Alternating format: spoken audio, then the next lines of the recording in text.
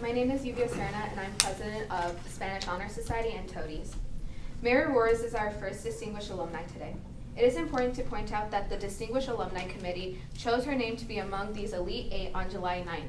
13 days later, on July 22nd, Mary passed away at the age of 96. Her son John, who nominated her, was able to be by her bedside to share this news with her. It must have been a very emotional moment. We all wish she were here with us today and accept this award herself. Mary was a woman who was raised by a very modest means, being the oldest of 9 children. Mary was a pregnant war widow. Her first husband was shot down over in France during the Second World War. In order to provide for herself and her new daughter, she borrowed $1,500 and started the children's clothing store in Glen Ellen, the Mother Goose Shop. The Mother Goose Shop became an institution in Glen Ellen and grew to become one of the largest independent clothing stores in the Chicagoland area. She owned and ran the store for 35 years without a college education and any experience because her husband was killed defending our freedom. Mary Roars is the epitome of the greatest generation. She employed local women and high school students to work in the store so that they could provide for their families and gain experience in retail and the workplace. She also used the clothing store to provide winter clothes for students and those less fortunate. Her son John writes, "I believe because of her long-standing commitment to Glen Ellen, her ability to grow and run a local business for 35 years, and her commitment to those less fortunate, she is definitely a Glenbard West Distinguished Alumni from the class of 1938. Mary defined what it meant to be a great Glen Ellen citizen. She never wanted to leave Glen Ellen, and it was her town, and she was proud of it and Glenbard West. They both were lucky to have her. Ladies and gentlemen, I am sorry to say that Mary could not be with us today. We will be giving her award to her son, John, who so lovingly nominated her."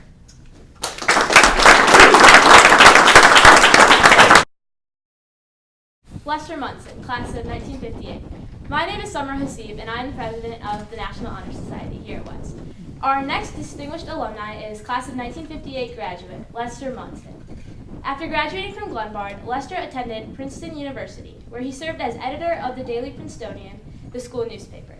He then received a law degree from the University of Chicago and practiced law in Chicago and Wheaton until 1989, when he went back to his first love, sports journalism. He has worked at The National, Sports Illustrated, and ESPN, and now does freelance investigative journalism. He has made many guest appearances on sports radio and TV, and is a frequent guest on WTTW Chicago Week in Review. He is also an adjunct professor at the Northwestern Medill School of Journalism. For the last 12 years, Lester has been involved with the Hamilton Betty Ford Foundation. He works to fight addiction by smashing the stigma. That is, by educating on the disease of addiction, showing that people do recover from addiction, advocating for research and treatment funding. He also served as a board member at an organization helping underprivileged youth in Chicago, and volunteers his time freely by doing many speaking engagements in the community. He has been the recipient of the University of Chicago Alumni Service Award for his longtime support and involvement at the university, has received national awards for his investigative journalism, and volunteers his time tirelessly, not only in the field of addiction, but also with many community organizations and legal groups. His friend Susan Fox Gillis wrote, "He is a credit to the Glenbard community. He remains proud of his varsity letter G for basketball, although I don't think his letter jacket still fits." I'm not sure. Her words. Ladies and gentlemen, I am delighted to present this Distinguished Alumni Award to Lester Munson.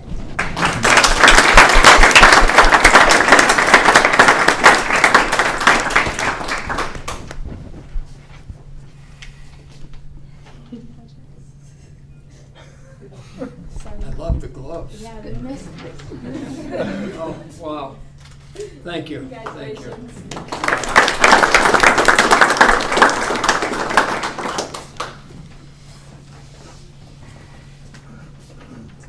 I want to be sure to say hello to my wife, who is not yet here. That might be better. But our son is here, sitting right there in the middle, the little fellow in the powder blue shirt. It is utterly amazing to me to be here. I was not a particularly distinguished student here, and here I am getting an award from Glenbard and the National Honor Society. I mean, this just is not anything that I ever expected to have happen. As the pep rally last night, to me, was nothing short of incredible.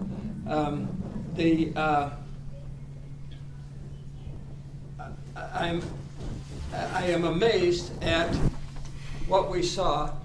I am a sports writer. I've been to many big events. I've been involved in college sports, professional sports. If this had been a rally at Duke, we would have been listening to the basketball coach, Mike Krzyzewski, for 45 minutes of boring commentary. Instead, at Glenbard, the students were featured, one student group after another. This is not to be underestimated or unnoticed. That is just a marvelous thing that went on. I did have some interesting times here at Glenbard. I want to make a tribute today in response to this award to a teacher whom I dearly loved, and she was not lovable, Gladys Kronsagen. She was the epitome of the demanding English teacher. She was known to me and to my colleagues in the class of '58 as Big Red, and her husband, the chemistry teacher, was Little Baldy. And they were two of the best teachers in the building. She was extremely demanding.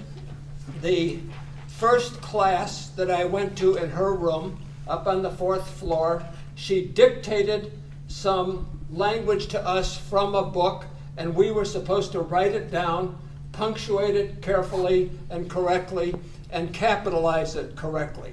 Harder than you think.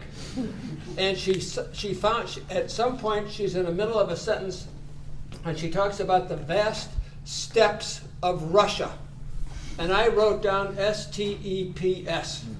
I was never so humiliated in my life as when she explained to me steps is S-T-P-P-E-S. You're all spelling it here. You all knew that. I find this out from Gladys Kronsagen. I made up my mind that day that I would do well in her class after that humiliation. I did do well. She wrote me, Judy is here. My wife, Judy. The Metro train let us down. Come on.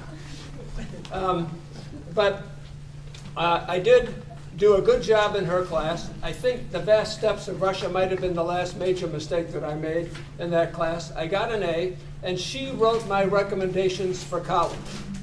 I later saw them. She was also a brilliant writer. Everybody should have Gladys Kronsagen write them a recommendation. You feel like King Kong. When I arrived at Princeton, I was told that because I was from a high school, they didn't know I would be required to take a rhetoric English composition test. I took this as a personal insult, as an insult to Gladys Kronsagen and to Glenbard. Obviously, I sailed through the test, thanks to her. I have since made a living as a paid professional writer, as Surma mentioned, at National Sports Daily, Sports Illustrated, and ESPN, and it is all thanks to Gladys Kronsagen, one of many great teachers here, so thank you.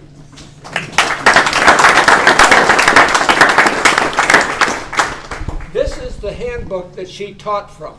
I have been carrying this with me for 60 years. It is the only textbook. I've been to some fancy schools. This is the only textbook I have kept, just as a tribute to her.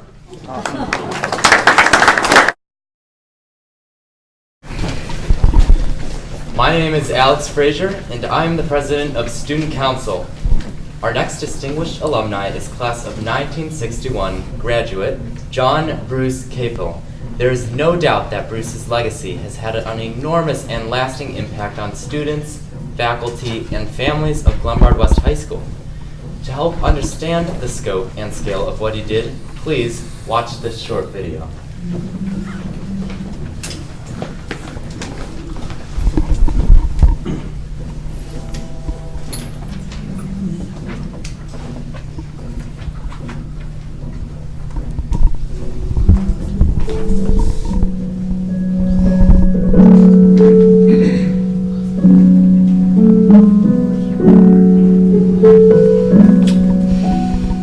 This story shows how one man, even in his death, can set an example for always trying your hardest. Bruce Capel had a short life, but one lived with such values that even now, 52 years later, his life has become both legend and lesson. His name was John Bruce Capel, but everyone called him Bruce. A graduate of Glenbard West High School in Glenelg, Illinois, Bruce was everyone's favorite. Tall, handsome, kind, thoughtful. Bruce was also the star player of the football team. He could play so well and hit so hard that Coach Duchamp would call him the hitter. His number was 50. After graduating from high school, Bruce played football for the University of Illinois, where he played with Dick Butkus. Together they won the Rose Bowl. But Bruce couldn't keep number 50 because Butkus already claimed it, so Bruce took the next number up, 51. This is important because Chicago still honors number 51, as you will learn in a moment. It was after college that Bruce went into the Marine Corps, where he played football. But Bruce told the Marines that he didn't join the Corps to play football.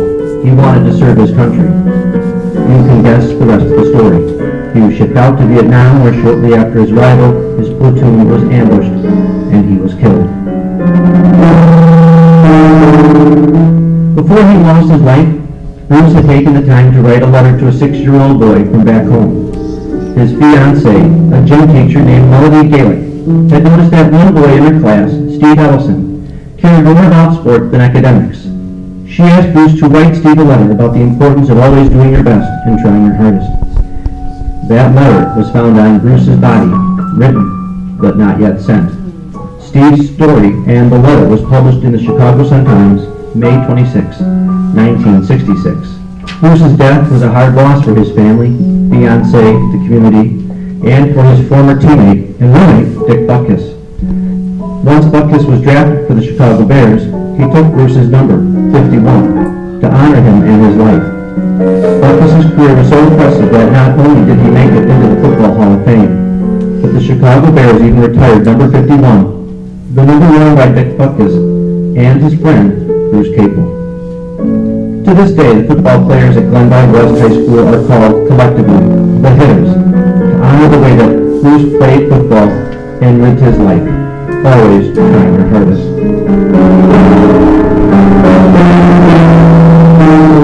What happened to that 6-year-old boy, Steve Ellison? The boy and his father is quoted in the newspaper saying, "I am sure that Stephen will look back on this letter in the years to come, and hopefully, part of Bruce's feeling for his fellow men will show itself in my son." It turns out that Steve Ellison took Bruce's advice, doing his best in everything he did, managing private equity funds and becoming involved in developing large real estate projects throughout the United States, serving on the board of governors for Hebrew University, and serving as trustee on the Harry S. Truman Research Institute for the Advancement of Peace. Said Steve Ellison in a recent telephone interview, "My parents brought the letter to my attention. I was very young at the time, and I had a very good relationship with Miss Melody, as we called her, and my parents described the situation of how a fellow gave his life for our country, but in the middle of a war took time to write me a letter on how to try and be a good person and strive to do the best in everything I did and really do help other people." Bruce Capel gave his life for his country, but his sacrifice went beyond the abstract concept of freedom and service. His sacrifice and his example became embedded into the lives of people like Dick Butkus, Steve Ellison, as well as those football players now called the Hitters, and every student at Glenbard West High School.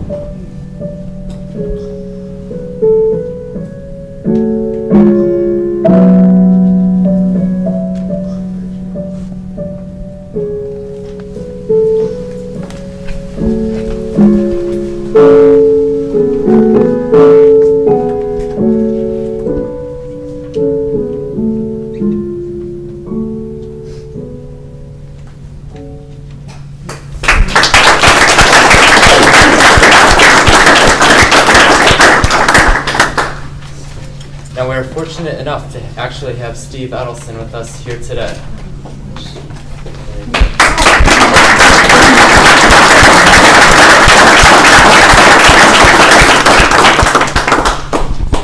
Bruce died in Vietnam on May 12, 1966, and is buried not far from this high school. Class of 1946 graduate Joe Carlton has for many years tended Bruce's grave. Joe has had to give that honorable task over due to his failing health. Incidentally, Joe wrote, as the backs go tearing by, the definitive book on Glenbard football. Bruce's grave is now tended by members of the English department and will soon be tended by Glenbard West students, members of our National Honor Society. Ladies and gentlemen, I am delighted to present this Distinguished Alumni Award to the family of Bruce Capel.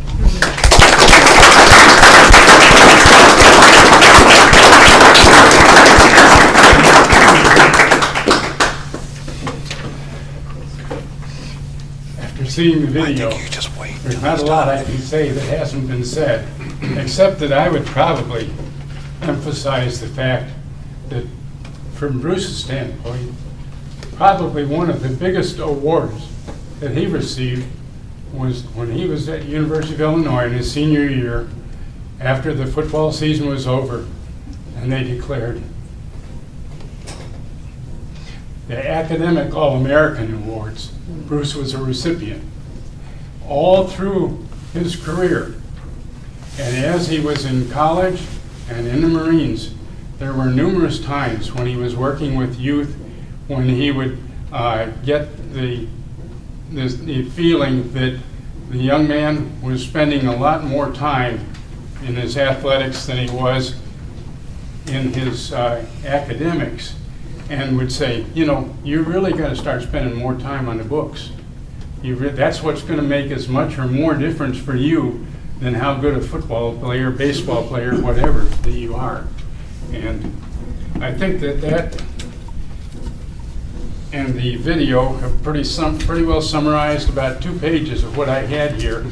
I would just say that I plan to sum it up in these words, and they're not my words. His life was gentle, and the elements so mixed in him that nature might stand up and say to the world, "This is a man." Quote from Shakespeare. I think that pretty well says it.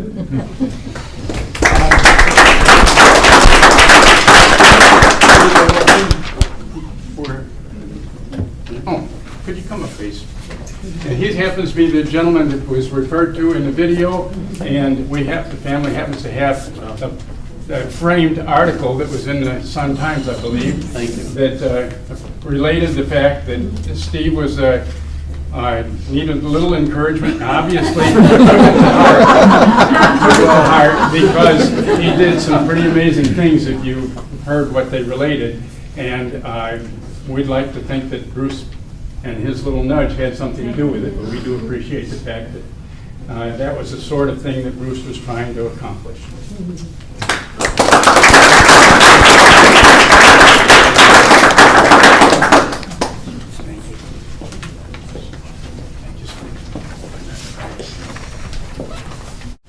Okay, well, that was incredible, and I have no intention of following that. Hi, everybody. My name's Grace Enright, and I'm the president of CCLA here at West. And our next distinguished alumni is class of 1965 graduate Lori Anderson. And unfortunately, Lori is unable to be here today, so we will hold her award until she's able to return back to Glen Ellen. And she was last here at Glenbard West in the mid-1990s, speaking to students in our music program. So Lori Anderson is one of America's most renowned and daring creative pioneers. Known primarily for her multimedia presentations, she's cast herself in roles as varied as visual artist, composer, poet, photographer, filmmaker, electronics whiz, vocalist, and instrumentalist.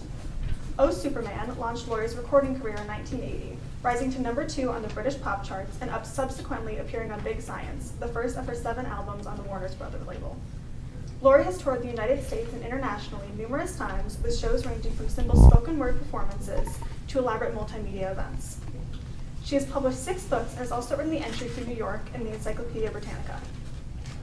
Loy Anderson's visual work has been presented in major museums throughout the United States and Europe. As a composer, Anderson has contributed music to films. She has created pieces for National Public Radio, the BBC, and Expo 92 in Seville.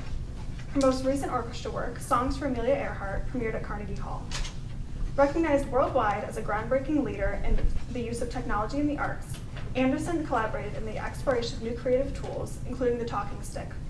Her awards include the 2001 Tango Prize for Songwriting in San Remo, Italy, and the 2001 Deutsche Schallplatten Prize, as well as being awarded grants from the Guggenheim Foundation and the National Endowment for the Arts. She recently collaborated to create an artwork that was displayed at the Guggenheim Museum in New York. In 2002, Anderson was appointed the first artist in residence of NASA. She received the prestigious Dorothy and Lillian Gish Prize for her outstanding contribution to the arts. In 2008, she completed a 2-year worldwide tour of her performance piece, Homeland. Her film, Heart of a Dog, was chosen as an official selection of the 2015 Venice and Toronto Film Festivals, and in 2016, she was the recipient of Yoko Ono's Courage Award for the Arts. Ladies and gentlemen, I am so happy to present this Distinguished Alumni Award to Lori Anderson. Hello, my name is Maggie Pastors, and I'm the president of the National Honor Society, the Glenbard West Historical Society, and the Eco Club. Our next distinguished alumni is class of '73 graduate Nancy Utley. A Chicago native with a background in marketing, Nancy got her start in New York at great advertising before moving into feature films at 20th Century Fox. As president of Fox Searchlight Pictures, she has driven the company's presence during award season and at the box office, overseeing a string of critical and commercial hits including Birdman, 12 Years a Slave, Wild, The Grand Budapest Hotel, Beasts of the Southern Wild, The Best Exotic Marigold Hotel, Black Swan, Juno, Sideways, Little Miss Sunshine, Napoleon Dynamite, and 3 billboards outside of Ebbing, Missouri. Her film, The Shape of Water, won Best Picture in 2018. She previously served as president of marketing at Fox Searchlight and played a crucial role in rescuing Slumdog Millionaire from a direct-to-DVD fate. She championed the film for theatrical release, which led to 7 Oscars, including Best Picture. Utley has overseen many of Searchlight's most successful films, which have received a total of 125 Oscar nominations. Nancy is on the Academy of Motion Picture Arts and Sciences Board of Governors, Film Independence Board of Directors, and is a board member of Lupus LA. She's also active in mentoring projects within Fox Searchlight. She's the longest-serving studio president in Hollywood history. Nancy was inducted into Northwestern University's Medill School of Journalism's Hall of Achievement in 2015, and she received the Daniel J. Wallace Founders Award from Lupus LA in May 2018. Finally, her brother James included this in his nomination. Nancy is ranked number 22 on the most powerful women in Hollywood. Ladies and gentlemen, I'm delighted to present this Distinguished Alumni Award to Nancy Utley.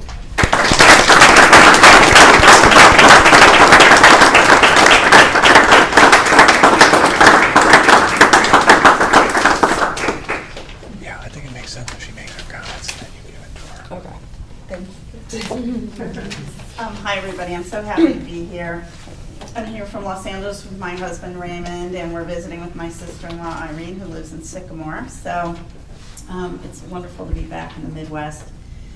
I wasn't always from Glen Ellen. I grew up for the first 13 years of my life in Garfield Ridge near Midway Airport. So the beauty of this place was not lost on me, and I didn't take it for granted. And I was thinking about it.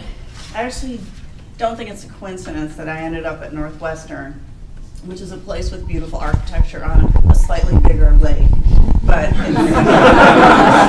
really, when you think about it, it's kind of the same thing. So I think I was just trying to extend my Glenbard West experience. I had a great time here, and one thing was the house I lived in, which is still there, we're going to go visit it a little bit later, enabled me to walk all around the lake to get to school.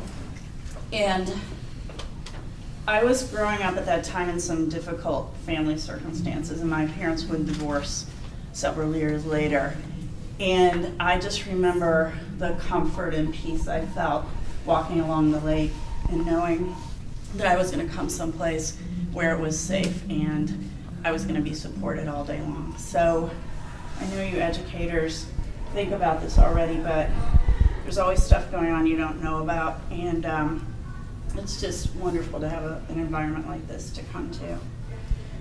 In terms of teachers, there were two that stuck out to me the most, both in a good way. Mr. Beisner taught this class called Modern Problems. I see some nodding heads. And he did a remarkable thing about kind of bringing popular culture and All in the Family was a big show that was on then. And we would have to go home and watch it for homework and come in and talk about it.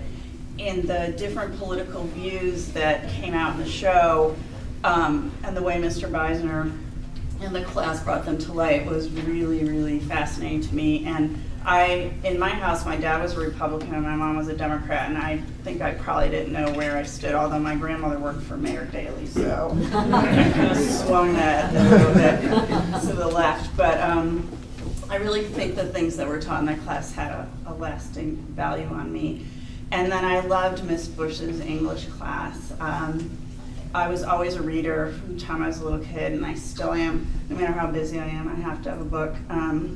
But I think Miss Bush taught me to read in a different way, exposed me to different kinds of reading and different books to read and also different ways to think about reading. And I was kind of the quiet kid in the back of the class, and I wrote her a note one day and just kind of left it and said, like, don't think I'm not listening, because even though I'm not the one to get up and talk all about how I feel about it, it was all sinking in. And she wrote back, and it was lovely. So those are kind of some of my memories, and just thank you for having me. I'm really honored. Hello everybody, my name is Aileen Lamadrid, and I am the president of the Glenbard Latino Organization. And our next distinguished alumni is the class of 1986 graduate Thomas Glardy. Thomas was nominated by his brother John Glardy, who was a 1984 Glenbard West graduate. During his time at Glenbard West, Tom was the captain of the football team his senior year, a member of the Hitters Club, and an all-state football player. He received his bachelor's from Holy Cross and his master's in social work from Loyola University of Chicago. He has more than 25 years in leadership position at one of the largest orphanages in the U.S. that has touched the lives of more than 30,000 kids since 1887. Tom personifies what Glenbard West teachers and athletic coaches strive to instill in students. Do what you love, and love what you do, and make an impact in people's life. In other words, be inspiring. Inspire others to do great things. After Glenbard West, Tom went to Holy Cross, following in the footsteps of the Detmer brothers, and played football while earning his first college degree. As his brother John wrote in his nomination, after college, Tom followed what he thought was the career path that others wanted for him. That meant moving to Los Angeles and working in the banking at what is now Wells Fargo. But Tom listened to his heart, mind, and soul. He threw it all away and moved back to Chicago. And he told his parents that he wanted to be a social worker. A social worker, my God, the shock that set in. Even better, Tom decided to enter into the social work as a volunteer with the Jesuit Volunteer Corps in Milwaukee. That experience solidified his resolve and love for others, and above all, the wanting to give back, especially to those most in need. Tom went on to earn his master's degree in social work at Loyola University of Chicago, while also starting to work at the Mercy Boys and Girls Home. During the more than 25 years at Mercy, where he has risen through the ranks to become the chief operating officer of his organization, he has touched the life of hundreds, if not thousands, of kids in Chicago that desperately needed help. He and his wife, Cara, who is a regional director for the March of Dimes, have 2 kids, Catherine and Jack. And ladies and gentlemen, I'm delighted to present this Distinguished Alumni Award to Thomas Glardy.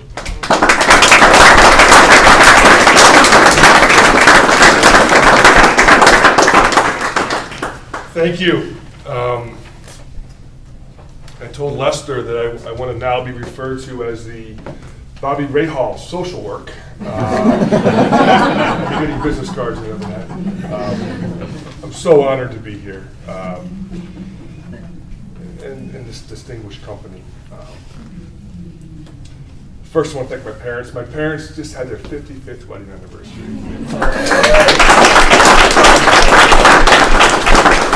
And they're really the core reason of what I'm about. And real quick, so born and raised in Philadelphia, and had a great family, older brother. My brother, I couldn't believe my brother nominated me. I thought it was a joke, and I thought it was a joke when I got the letter. Like, I thought it was Swengross or somebody doing it. And my brother, who could be up here himself, was my biggest critic and my biggest protector. You know, he had that dual responsibility. But growing up, I had a lot of health issues, and I was dyslexic. And so this is years ago, and I flunked first grade. And the teacher said it was behavior issues, and my mother, who's a teacher, said, no, it's not. And so she got me to special ed school. And back then, schools were separated. Sorry, don't need to cry. I'm really loud and really emotional. So Steve, you're not alone. We're going to share some tears here. So, long story short, so I go to this special ed school, which is separate from the mainstream school. And back then, the kids, there was a whole spectrum of kids with special needs. So it was kids who were severely, profoundly disabled to kids like on my end who were just couldn't read, had learning problems. And so the challenge was we shared a playground with the regular ed school. And so at recess time, there'd always be a couple knuckleheads that would come over and start picking the kids. And so I was forced to sort of like step up and say, hey, leave us alone, because they were messing with my friends. So then you fast forward, and I come to Glenbard, and athletics was always my anchor, and I gained 4 inches and 100 pounds in high school.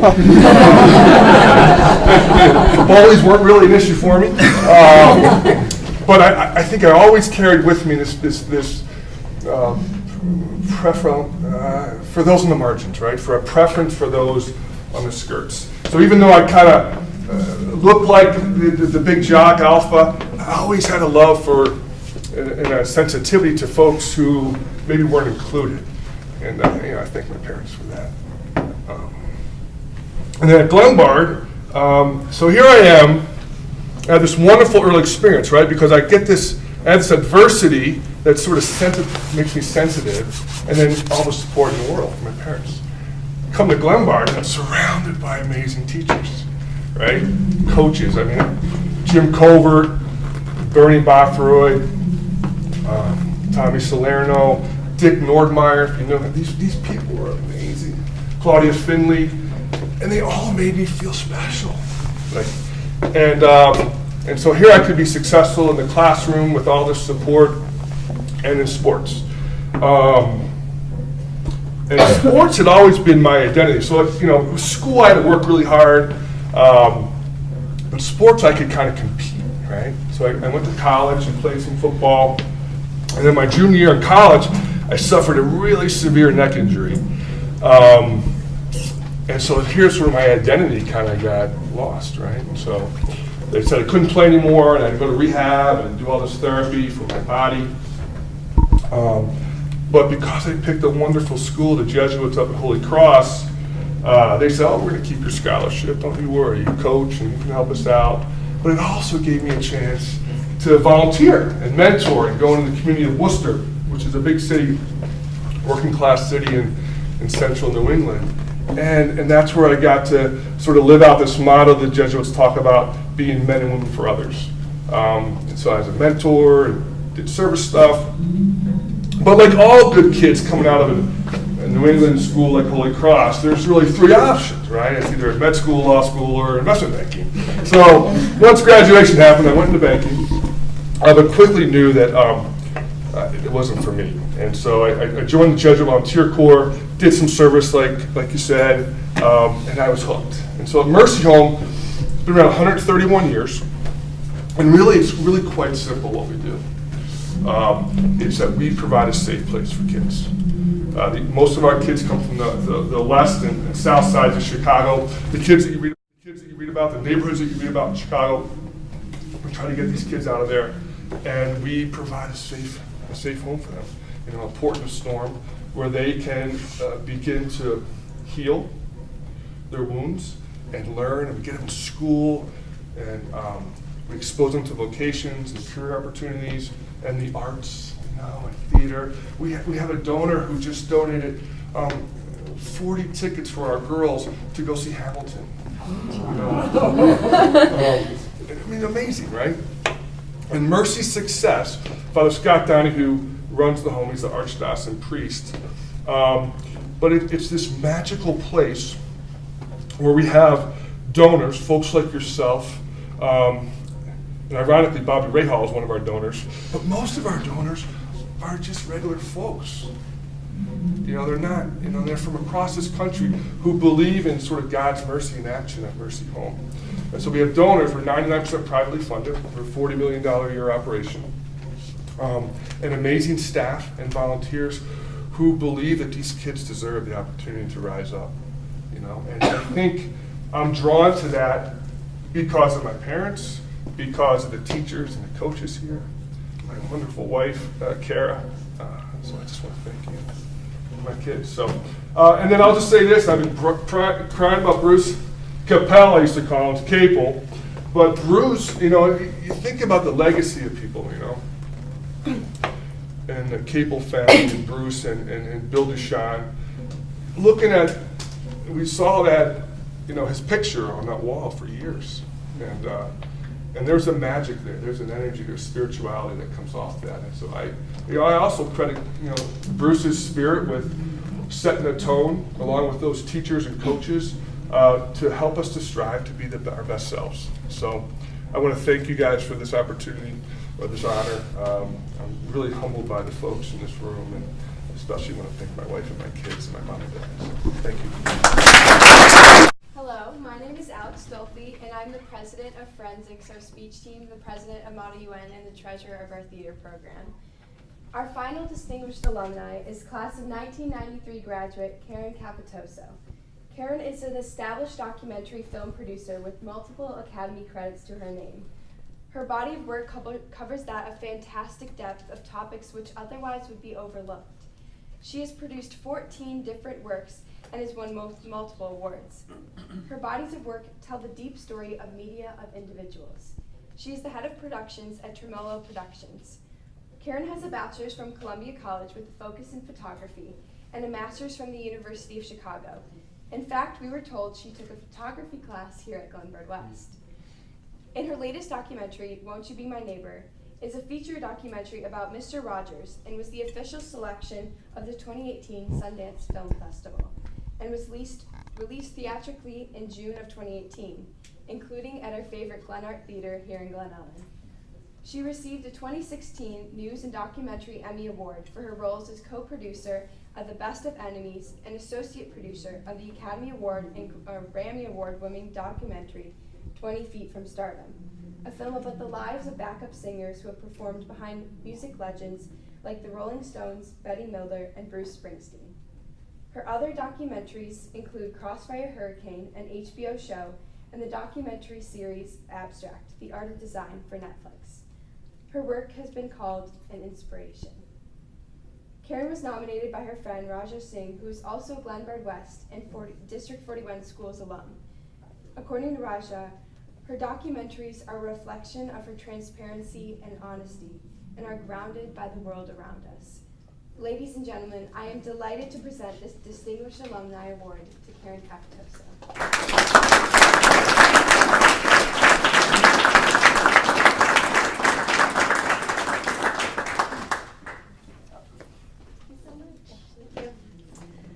Well, hello everyone.